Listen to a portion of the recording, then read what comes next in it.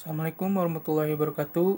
Sebelumnya saya di sini hanya untuk memenuhi ujian tengah semester Pendidikan Agama Islam. Perkenalkan, nama saya Rapli Saiful Ferdiansa dengan INPM 101213130. Sini saya akan menjelaskan tentang Ahtaru Nisanil Quran atau bahaya melupakan Al-Quran. Di sini ada 10 bahaya melupakan Al-Quran.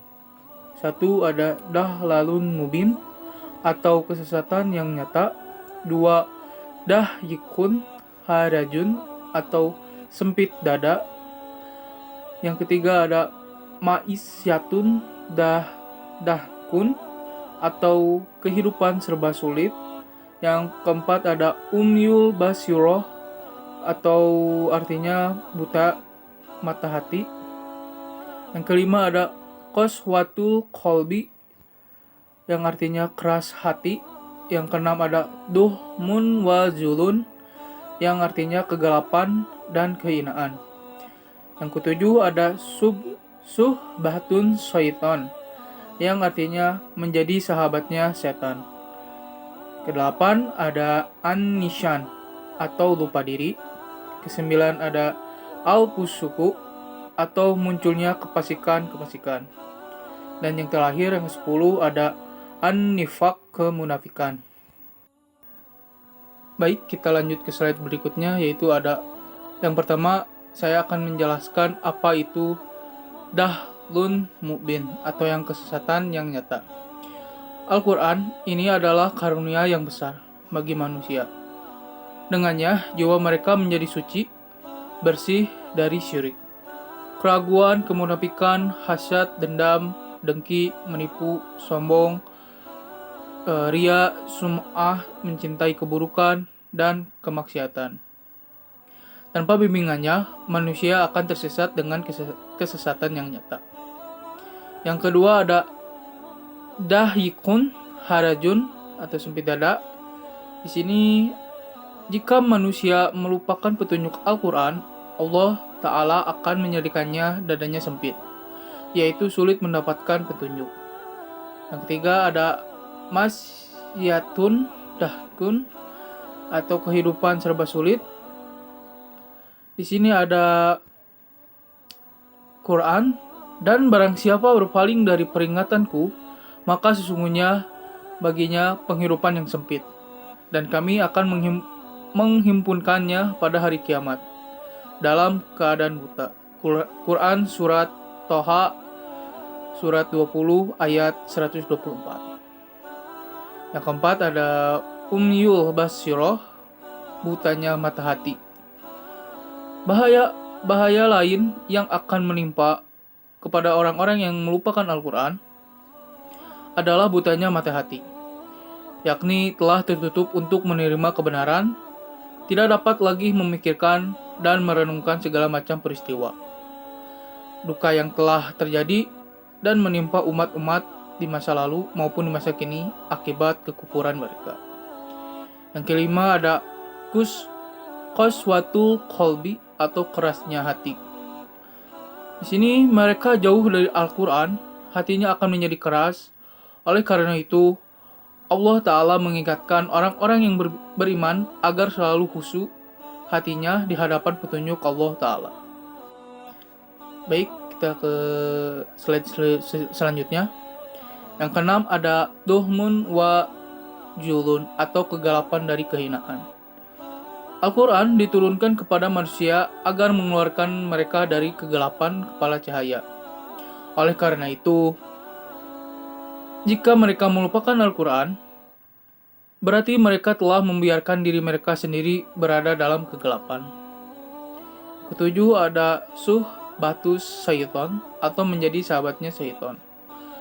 Barang siapa yang berpaling dari perjalanan Tuhan yang Maha Pemurah, Al-Quran, kami adakan baginya syaitan yang menyesatkan. Maka syaitan itulah yang menjadi teman yang selalu menyertainya. Quran surat Al-Juhud 43 ayat 36. Kedelapan ada an-nisyan atau lupa diri. Dan janganlah kamu seperti orang-orang yang lupa kepada Allah, lalu Allah menjadikan mereka lupa kepada diri mereka sendiri. Mereka itulah orang-orang yang fasik. Quran surat Al-Asr 59 ayat 19. Kesembilan ada al-fusuku atau munculnya kefasikan. Orang-orang yang melupakan Al-Quran berarti mereka melupakan kabar berita hukum syariah dan pedoman hidup yang termuat dalam Al-Quran. Oleh karena itu, pantaslah jika mereka tidak segan melakukan penyimpangan-penyimpangan dan perbuatan-perbuatan dosa di dalam kehidupannya. Allah Ta'ala berfirman, dan orang-orang yang mendustakan ayat-ayat kami, mereka akan ditimpa siksa disebabkan mereka terlalu berbuat fasik. Quran surat Al-An'am surah ke-6 ayat 49. Yang terakhir ada an-nifaq atau kemunafikan. Manakah seorang manusia melupakan Al-Quran, maka dirinya telah memilih jalan dan melangkah menuju kemunafikan. Karena di antara ciri orang munafik yang disebutkan di dalam Al-Quran adalah sikap melupakan Allah Ta'ala. Baik, kita ke materi selanjutnya ada muhtadul iman bil Quran atau konsekuensi iman terhadap Al-Quran. Di sini ada 5. Yang ke-1 ada al-ansu bihi atau akrab dengannya, yang artinya yang diimplementasikan dengan ta'alumuhu atau mempelajarinya, dan timuhu mengajarkannya, yakni mencakap, tilawatan membacanya, fahman memahaminya, tahbikan melaksanakannya, dan hifjan menghafalnya. Kedua ada tarbiyatun nafsi bihi atau membina diri dengannya. Yang ketiga ada at-taslimu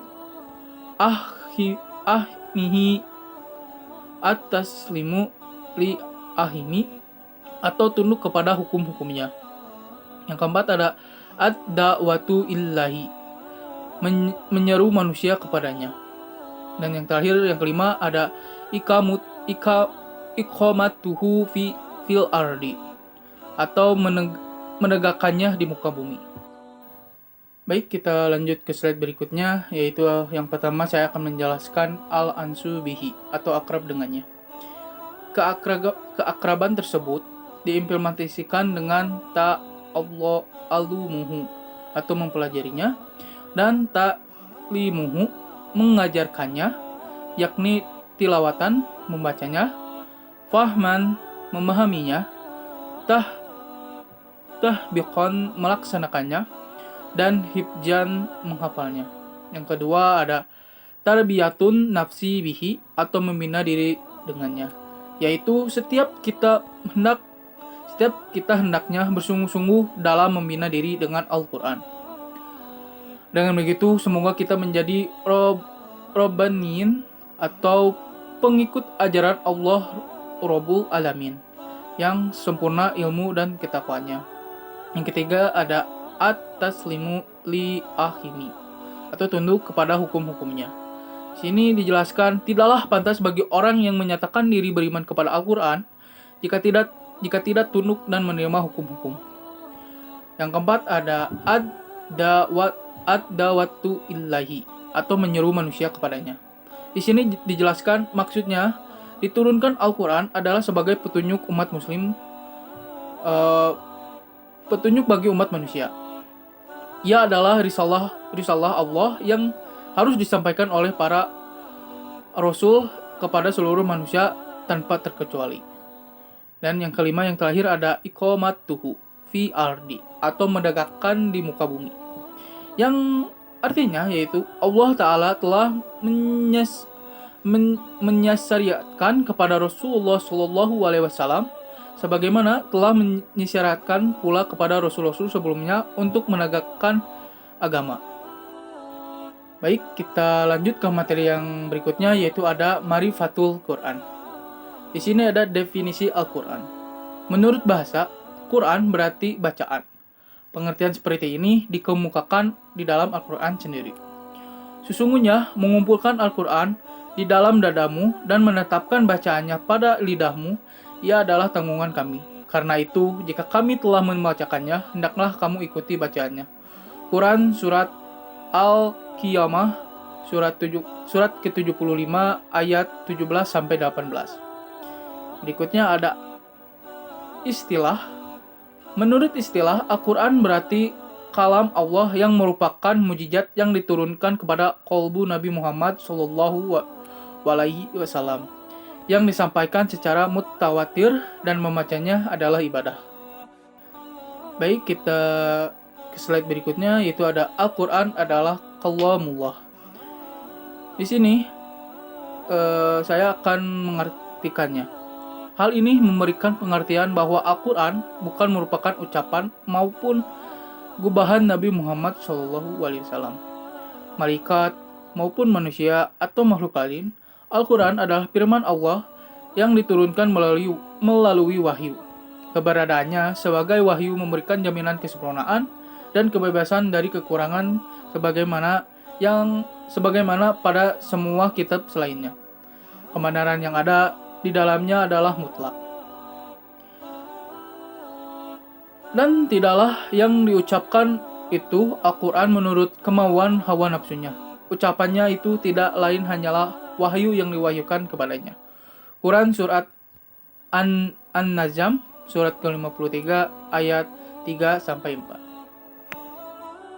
Kita lanjut ke slide berikutnya, yaitu ada Al-Mu'jiz atau mujizat.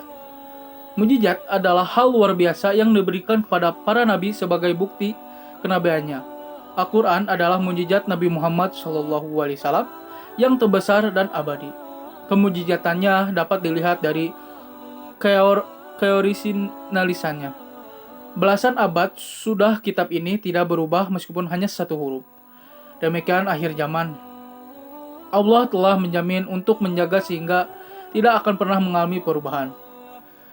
Kemujizatan lain dapat dilihat dari kesempurnaan bahasa dan kandungannya. Dan jika kamu tetap dalam keraguan tentang Al-Quran yang kami wahyukan kepada hamba kami Muhammad, buatlah satu surat saja yang semisal Al-Quran itu, dan ajaklah penolong-penolongmu selain Allah, jika kamu orang-orang yang memang benar. Quran Surat Al-Baqarah surat kedua ayat 23. Baik, kita lanjut ke selanjutnya. Diturunkan ke dalam hati Muhammad SAW. Keberadaannya sebagai wahyu yang diturunkan ke dalam hati memberikan pengertian bahwa ia bukan sekedar dibaca atau dihafal dengan lisan. Al-Quran akan efektif memberikan manfaat kalau interaksi dengannya merupakan interaksi kolbiyah atau hati. Interaksi inilah yang akan menggerakkan hingga tercipta perubahan. Hubungan lisan akan menghasilkan perubahan lisan, pun demikianlah bila hubungan hati. Hati yang berubah akan mampu menggerakkan seluruh sendi kehidupan. Kita lanjut ke slide berikutnya, yaitu ada Alman Kulubi Tawatir. Diriwayatkan secara mutawatir, Al-Quran ditulis dalam mushaf-mushaf dan disampaikan kepada kita secara mutawatir atau diriwayatkan oleh banyak orang sehingga terpelihara keasliannya. Berikut ini sekilas sejarah pemeliharaan Al-Quran sejak masa Nabi hingga pembukuannya seperti sekarang. Pemeliharaan Al-Quran pada masa Nabi. Di masa Nabi ada 3 unsur pemeliharaan Al-Quran, yaitu yang pertama ada hafalan dari mereka yang hafal Al-Quran. Yang kedua ada naskah-naskah yang ditulis untuk Nabi. Dan yang ketiga ada naskah-naskah yang ditulis oleh mereka yang pandai dan membaca untuk mereka masing-masing. Lanjut ke materi ke slide berikutnya, yaitu ada Al-Mutabadu Bitilawati atau membacanya menjadi ibadah. Membaca Al-Quran bernilai ibadah.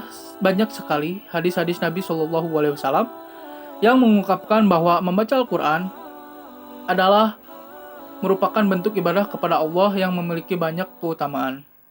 Hadis dari Abdullah bin Mas'ud bahwa Rasulullah SAW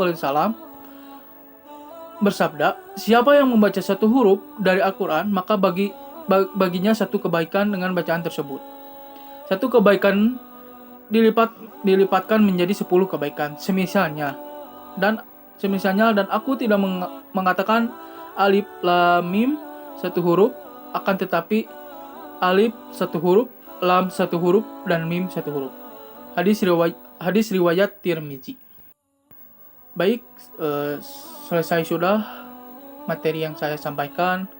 Mohon maaf bila ada kata-kata yang kurang berkenan di hati kalian. Mohon maaf.